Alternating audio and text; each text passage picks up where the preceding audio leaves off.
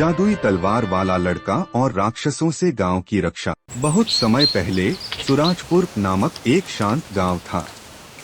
वहां के लोग मेहनती और ईमानदार थे, लेकिन उनकी शांति अधिक समय तक नहीं रह सकी।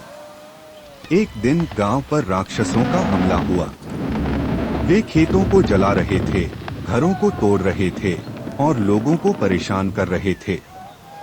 गांव के लोग डर से कांप रहे थे, क्योंकि उनके पास इन भयंकर राक्षसों से लड़ने की कोई शक्ति नहीं थी। इसी गांव में आरव नाम का एक 15 साल का लड़का रहता था। उसकी दादी हमेशा कहती थी कि सच्ची शक्ति मन और आत्मा में होती है, हथियारों में नहीं।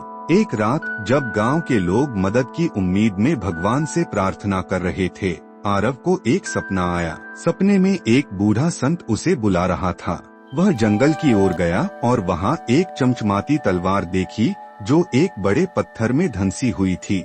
जैसे ही उसने तलवार को छुआ, एक दिव्य रोशनी चारों ओर फैल गई और तलवार खुद ब खुद पत्थर से बाहर आ गई। वह तलवार साधारण नहीं थी, यह अग्निखड्ग थी, जिसे एक प्राचीन ऋषि ने राक्षसों से लड़ने के लिए बनाया था।